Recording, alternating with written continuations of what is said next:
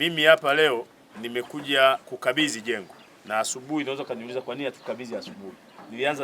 Nilianzia mjini, niko kwenye ziara za kutembelea mashule. Jana nilikuwa Mwaselela Boys kutia hamasa walimu wetu. Walimu wetu wanafanya kazi nzuri sana na ngumu sana, kwa tuwapigie makofi sana. Mimi naona baada ya kuwaita ukumbini ni wafuate wanakofanyia kazi. Inanitia moyo kwa sababu mimi ni mwalimu. Mheshimiwa Rais amewekeza hela nyingi sana kwa walimu, nyingi sana, lakini sisi wasaidizi wake tusipokuja kuwatia moyo hatutakuwa na shukrani kati ya Mheshimiwa Rais na wananchi. Na siasa za mwenyekiti wa taifa ni maisha ya watu, na maisha ya watu yanagusa huduma za watu, na huduma za watu huwezi ukasema kuna huduma za watu leo, dunia ya leo, bila kugusa shule. Hapa kuna wajumbe peke yake, wanafunzi tulionao hapa, mwalimu anajua, si mnao wangapi sasa hizi? 1000 na ngapi? 84 kwenye shule hii moja. Hawa ni sekondari, wazazi wao wako 1084, mara 2 yake, mara 3 yake, mara 4 yake, mara 5 yake. Kwa 1180 ngapi mwenyekiti hapa? Zidisha mafamilia ya watu wasiopungua 20. Zidisha hiyo idadi. Ndio siasa ya mwenyekiti wa taifa inapaswa kuhubiria. Watoto kukaa chini, hauwezi ukafanya siasa ya mwenyekiti wa taifa vizuri. Ametuagiza, na mimi nataka niwahakikishie kabisa agizo lake kila kikao, nyinyi wasaidizi wangu, nendeni mkaniwakilishe kule chini, mkaseme na mkatende. Mkaseme na mkatende. Mimi nimekuja hapa, nimesema na nimetenda.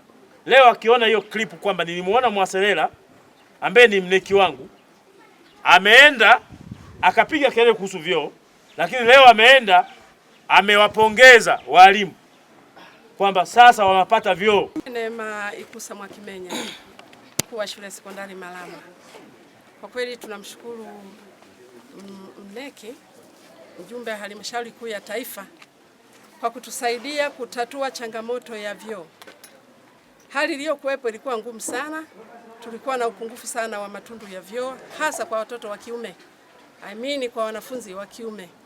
Lakini alipofika hapa, alipoliona hilo tatizo, aliahidi kutujengea choo, na choo mnachokiona hapo ndo hicho ambacho ametujengea kwa hela yake yeye mwenyewe, kwa msaada wake yeye mwenyewe.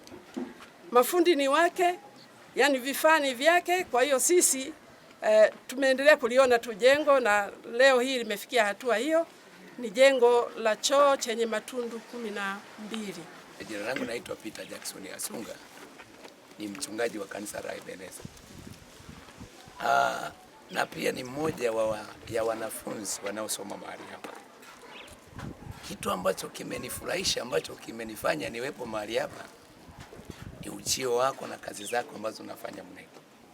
Mimi nimekuja tu niwe na neno moja la shukrani kwamba Mungu akupe maisha marefu yasiyo na vipingamizi, kwa mahali popote unapofanya na mahali popote unapogusa ufanikiwe, kwa sababu kazi unayoifanya hii, niseme neno nililolibeba baada ya kupokea taarifa hii kwa mheshimiwa wangu diwani wa kata Nsalala kwamba leo utakuwepo hapa.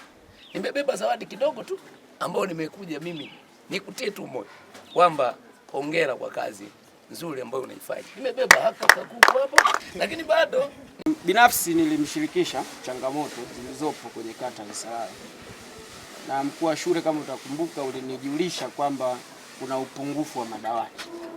Nilipomshirikisha mneki, alitukabidhi madawati, na wote mlishuhudia hapa, madawati 200, na mkuu wa mkoa alikuwepo. Lakini wakati anazunguka kwenye hii shule tulibaini pia kwamba pana upungufu wa vyoo. Leo Mwenyezi Mungu ni mwema, na wana Nsalala tuna furaha sana kwa kukabidhiwa choo hiki.